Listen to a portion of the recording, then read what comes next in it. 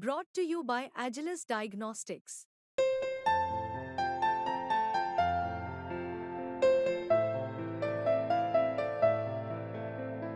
Agilus Diagnostics. अपने हृदय में नेता और कवि के संतुलन को लेकर अटल जी बहुत परेशान रहा करते थे।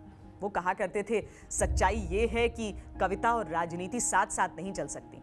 ऐसी राजनीति जिसमें प्रायः प्रतिदिन भाषण देना जरूरी है और भाषण भी ऐसा जो श्रोताओं को प्रभावित कर सके। तो फिर कविता की एकांत साधना के लिए समय और वातावरण कहाँ मिल पाता है? आपातकाल में अधिक बोलने पर मनाही थी। अटल जी ने उस दौर में भी कविताएं लिखी। शब्द कम होते थे, प्रहार गहरा होता था। कैदी कविराय के रूप में अटल बिहारी वाजपेयी उस दौर में भी हास्य का पुट ले आते थे। नंबर 2 है कौन? चौहान साहब थे, यशवंतराव चौहान, शंकरराव नहीं। पूछा श्री चौहान से नंबर 2 है कौन? इंदिरा जी नंबर 1 थी। नंबर 2 कौन था पता नहीं, आज भी पता नहीं है। पूछा श्री चौहान से नंबर 2 है कौन? भौचक भौचक से रहे पल भर साधा मौन। पल भर साधा मौन, न कोई नंबर 2 है, केवल नंबर 1 से सब जो है सो है। कैदी कविराय नई गणना गुणाक्षरी, नारी नंबर 1, पुरुष सब 10 नंबरी। अटल जी देश के प्रधानमंत्री रहे और सबसे लोकप्रिय राजनेताओं में से एक हैं, लेकिन एक कवि के रूप में तो वो विपरीत सोच वालों को भी प्रभावित करते रहे। डेमोक्रेसी का क्या मतलब है? डेमोक्रेसी का मतलब ये है कि आपकी विचारधारा कुछ और हो, मेरी विचारधारा कुछ और हो, लेकिन उसके बाद भी, इस डिफरेंस के बाद भी हम एक दूसरे से मोहब्बत कर सकें, एक दूसरे से अच्छी तरह मिले। जहाँ वो उसूल की बात है वहाँ अलग हो गए, लेकिन दुश्मनी नहीं है, ये एक डिफरेंस ऑफ ओपिनियन है। ये उनकी शख्सियत में था और आज भी है कि वो अलग अलग विचारधारा के लोगों को, अलग अलग तरह के राइटर्स को, पेंटर्स को, अलग पॉलिटिकल वर्कर्स को, जो कि उनकी विचारधारा के नहीं भी थे, उनसे भी उसी मोहब्बत से, उसी अपनायत से मिलते थे। मैं समझता हूँ ये एक डेमोक्रेटिक टेम्परामेंट का सबूत है। ये जो लोच उनमें था जब तक वो सोशल लाइफ में एक्टिव रहे, ये बहुत बड़ी बात है और बहुत खूबसूरत उनकी शख्सियत का ये पहलू है जिसकी मैं बहुत इज्जत करता हूँ। काका हाथरसी जी को वो गुरु मानते थे।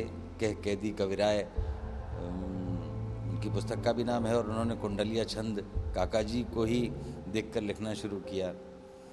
काका जी यद्यपि कांग्रेस के समर्थक रहे, लेकिन इस स्तर पर वो साहित्य और संस्कृति के क्षेत्र में वैचारिक धरातलों और दलगत मान्यताओं से ऊपर उठकर एक इंसानी और साहित्यिक संबंध निभाने का कौशल उनके अंदर था।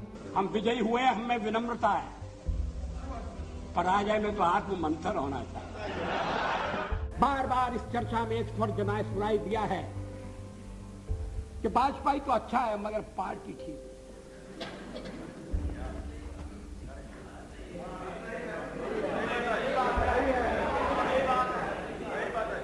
अच्छा, तो अच्छे वाजपेयी का आप क्या करने का इरादा रखते हैं?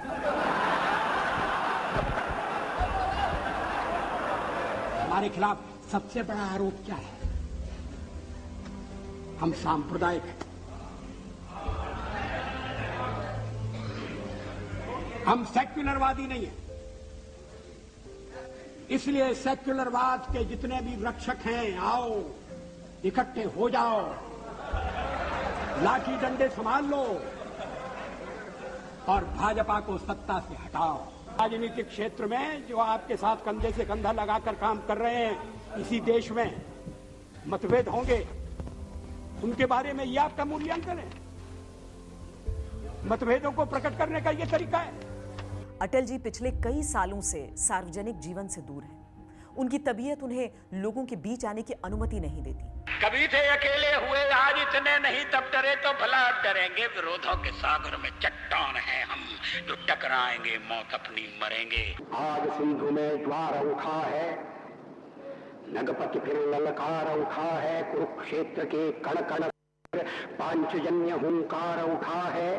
शत शत आघातों को सहकर जीवित हिंदुस्तान हमारा, जग के मस्तक पर रोली सा शोभित हिंदुस्तान हमारा। दुनिया का इतिहास पूछता, रोम कहाँ, यूनान कहाँ है? दुनिया का इतिहास पूछता रोम कहाँ यूनान कहाँ है, घर घर में सुबह अग्नि जलाता वह उन्नत ईरान कहाँ है। दीप बुझे पश्चिमी गगन के व्याप्त हुआ बरबर अंधियारा, किंतु चीर कर तमकी छाती चमका हिंदुस्तान हमारा। सच है, वक्त कभी किसी के लिए नहीं ठहरता, पर जब वो बोलते थे वक्त ठहर जाता था। आज भी वक्त उनके लिए ठहरा हुआ है।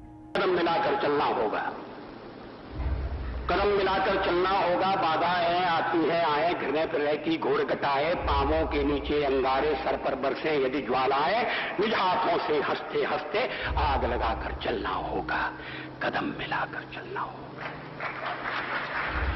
बाधाएं आती है आए, घृणय प्रलय की घोर घटाएं, पांवों के नीचे अंगारे सर पर बरसे यदि ज्वालाएं, निज हाथों से हंसते हंसते आग लगाकर चलना होगा, कदम मिलाकर चलना होगा। हास्य रुदन में तूफानों में, ये शब्दावली पर ध्यान दी। हास्य रुदन में तूफानों में, अमर असंख्यक बलिदानों में, उद्यानों में वीरानों में, अपमानों में सम्मानों में, उन्नत मस्तक उभरा सीना पीड़ाओं में पलना होगा, कदम मिलाकर चलना होगा।